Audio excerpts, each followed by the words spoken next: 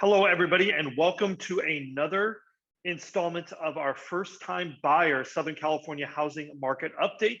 This is for December 3rd, 2021. My name is Stephen Meade. I'm your host with Domicile Real Estate, where we are on a mission to help California's renters become homeowners. So if that's you, definitely listen up. So I want to talk about something that happened this week that's a bit of an annual tradition. In fact, it's not a bit of an annual tradition. It is an annual tradition. And that is talking about loan limits. And we saw just a huge increase in the allowable loan limits for high cost markets. Now, if you don't know, Los Angeles and Orange counties are both high cost markets.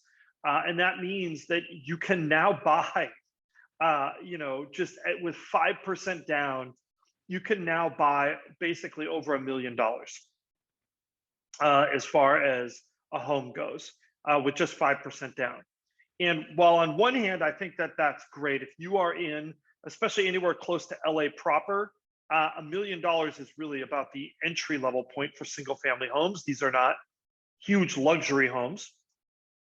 On the other hand, we have something called induced demand, right? And it's this almost counterintuitive reaction of the market. And a good example of that, I think one that a lot of people are familiar with, is the cost of college tuition, right?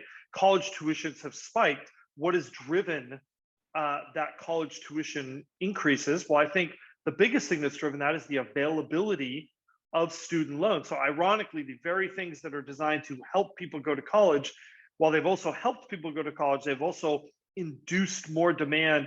And essentially, because there has been more availability of money to go to college, it has resulted in prices going up. And I think we might see something a little bit similar with the loan limits going up. So I think generally it is a good thing, but there is a little bit of a dark side to that that's happening. Now, I want to talk a little bit about kind of, again, more of the sort of storm that is brewing. I don't think it's getting much better. And the reason why, my position is if you're a first-time home buyer in a market right now, I think you should be active and looking, and if the right thing comes up, you should go ahead and do it. And we'll talk about at the end kind of the pros and the cons of what I think next year is going to look like, and if you buy now, is that a mistake? And we'll go through that. But kind of jumping through sort of our weekly stats, let's take a look here. If you look at our pricing, it looks fairly flat. It went up a little bit here on our condo. You see a trend line. Things are flatter for our entry-level single-family home, as indicated by the blue line. I think that's a bit of an illusion. Remember, this data is based on 4 to 6 weeks ago. I think we will see some spiking numbers in this.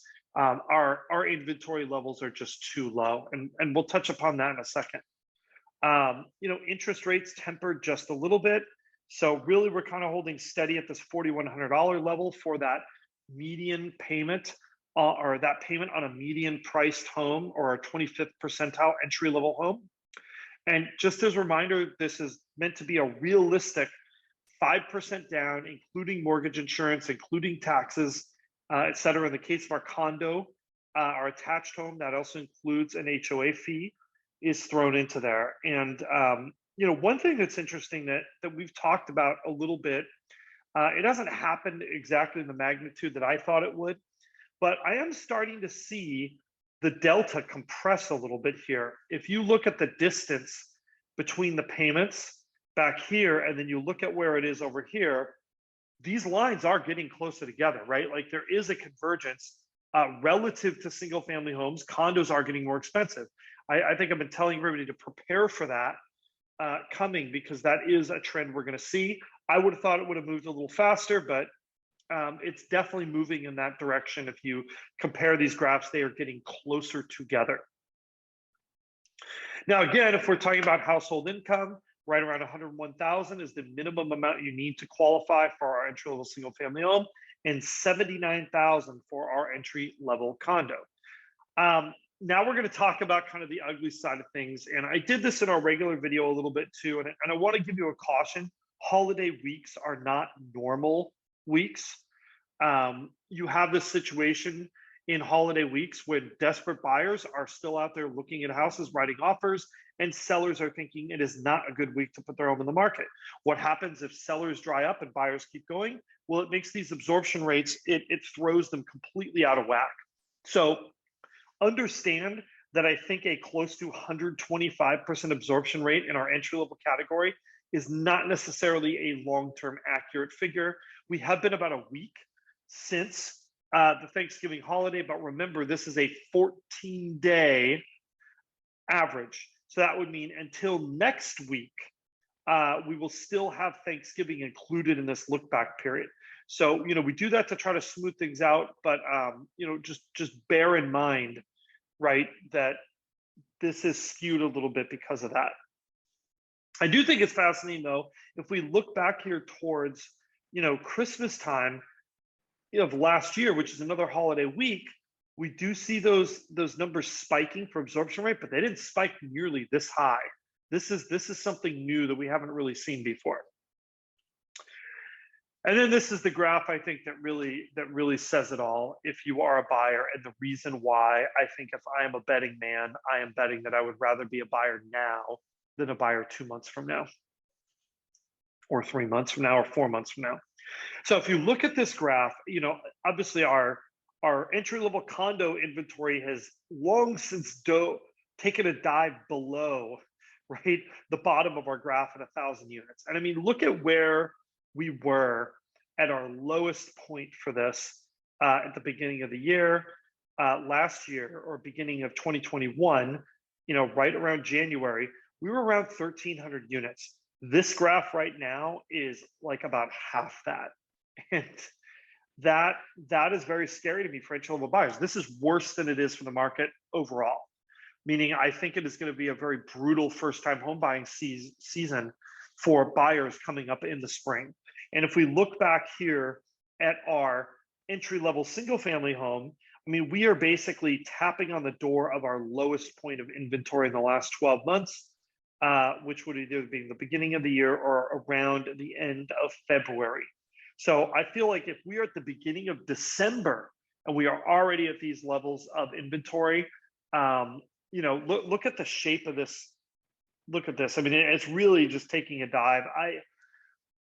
I don't know exactly how difficult it's going to be in January and February and March, but I think it's going to be worse than this year. So, there's a lot of things pointing to, if you're sitting on the fence, don't sit on the fence. We work during Christmas. Give us a call.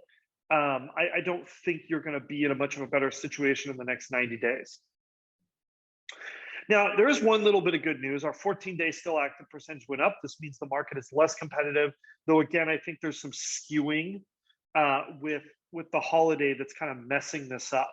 So, I don't think that this is necessarily a long-term accurate picture. I think we're going to see these take another dive back down.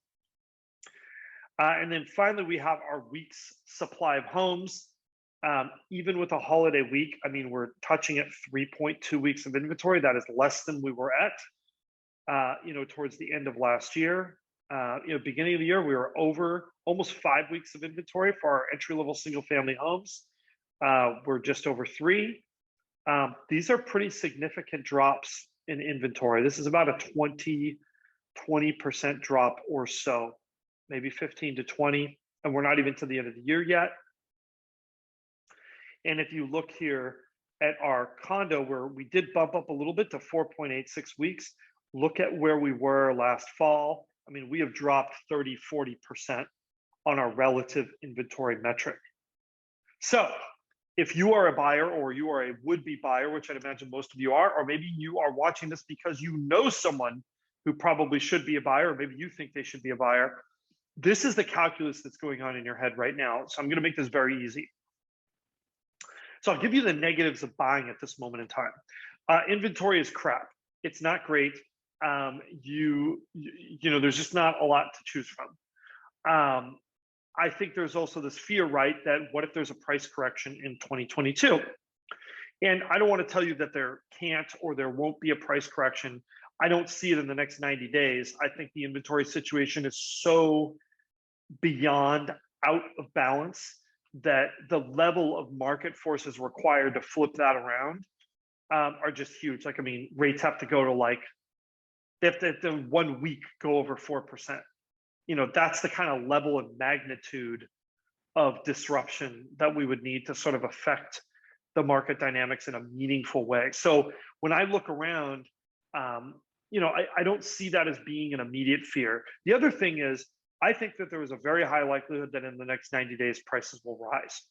So even if 6 months from now, prices fall by 5 or 10%, if we have a very brutal spring, you're still going to be worse off than you are today. And if rates go up, you are absolutely going to be worse off. So I don't see a lot of upsides to sitting on the fence right now. I think that this is a moment in time where, there are always risks to any strategy you pursue. And I think anybody that tells you anything is a sure thing, or you should definitely do this, I think that person is lying to you.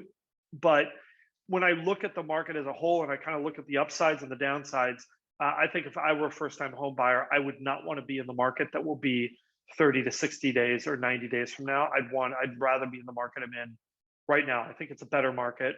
I think our spring is going to be pretty brutal. So also, if you didn't catch it, Lawrence Yun, the economist for the National Association of Realtors, published an article last week about how the winter home buying market will be way hotter than usual. So he must watch my videos and agree with me. Happy to have someone of that stature agreeing. It's Friday. Try to relax a little bit. Remember, even in a tough market, home buying should be fun. If you feel like it isn't, you're probably working with the wrong agent, in my opinion.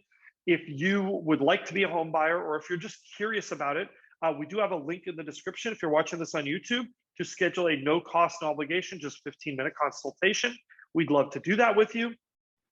If you have questions, of course, like, comment, subscribe, hit that notification bell, and we will see you next week.